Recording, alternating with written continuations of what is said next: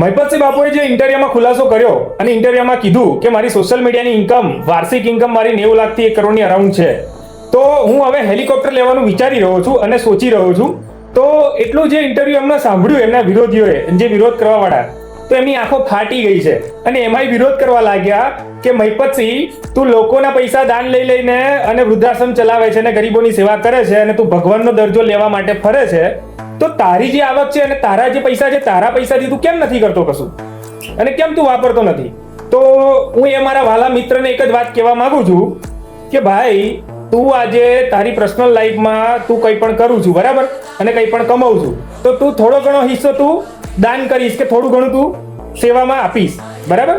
તો મહિપતસિંહ બાપુ આજે એટલી ઇન્કમ છે એમની, બરાબર, તો આજે એમાંથી એમના વૃદ્ધાશ્રમમાં પૈસા વાપરે છે કે નથી વાપરતો તું જોવા નથી આવ્યો. તું ઇન્ડિયાની બહાર જઈને બધું ડાપણ કરે છે, બરાબર? તો મહિપતસિંહ બાપુએ તો પોતાનું બલિદાન આપી દીધું છે ભાઈ. એક સમય મહિપતસિંહ બાપુ વૃદ્ધાશ્રમમાં એમના પર્સનલ પૈસા ના યુઝ કરે ને તો બી કંઈ નહીં, તો પણ કશો વાંધો નહીં, કેમ કે મહિપતસિંહ બાપુએ પોતાનું જીવન સમર્પણ કરી નાખ્યું અને વૃદ્ધ માણસો માટે અને ગરીબ લાચાર બાળકો માટે જે શિક્ષણ પૂરું પાડી રહ્યા છે અને જે પોતાનું બલિદાન આપ્યું છે, પોતે જે 24 કલાક જે એની પાછળ જે દોડી રહ્યા છે, એ જ કાફી છે ભાઈ મહિપતસિંહ બાપુ માટે. કેમ કે તું જોવા નથી આવ્યો ભાઈ અહીંયા, એક વખત ઇન્ડિયા પાછો આય અને વિઝિટ કર વૃદ્ધાશ્રમની. અરે રાતના 12-1 વાગ્યા લગીને જાગે છે અને રાતના 12-1 વાગ્યા લગીને કેસ આવે છે. બાપુ રાત્રે બી ઉઠીને જાતે હેન્ડલ કરે છે બધું. તને બોલતા પહેલા શરમ આવી જોઈએ. અને ભાઈ મહિપતસિંહ બાપુ ગાડીઓ લે, ગમે તે કરે, એમની પર્સનલ ઇન્કમથી ગમે તે કરી રહ્યા છે, બરાબર? તો એ દરેકના જીવનનું એક સપનું હોય, દરેકનું એક સપનું હોય છે, ગાડીઓ લે છે બધું. અરે તમને ગાડીઓ ને બધું દેખાય છે, તો તમને એ જે કરે છે એ નથી દેખાતું ભાઈ?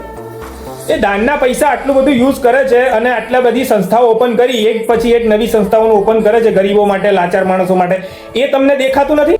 સાલાઓ શરમ કરો તમે. ગરીબોની હાઈ લેન છે ને, તમને આ જ જન્મમાં તમારે ભોગવીને જવું પડશે, કીડા પડશે મારા સલાહો તમને. શરમ કરો હવે. કેમ કે આજે એક માણસ આટલું બલિદાન આપી રહ્યો છે, પરિશ્રમ કરી રહ્યો છે, એ માણસને તમે એમ કહો છો કે તું તારા પૈસા યુઝ કરતો હોય તો? એટલે તું જોવા આવ્યો છું ભાઈ અહીંયા આગળ કે મહિપતસિંહ બાપુ એમની પર્સનલ ઇન્કમ યુઝ કરે છે કે નથી કરતા? બોલતા શરમ કરો, પૂરું જાણો પછી બોલો. મિત્રો, વિડીયોને એટલી શેર કરો કેમ કે આજે આવા માણસનો વિરોધ કરી રહ્યા છે જે ગરીબો માટે દેવતા સમાન છે, લાચાર ગરીબના બાળકોને શિક્ષણ પૂરું પાડી રહ્યા છે. તો વિડીયોને મિત્રો એટલી શેર કરો, કોમેન્ટ કરો અને હરેક વ્યક્તિ સુધી પહોંચવી જોઈએ. જય માતાજી, જય શ્રી રામ.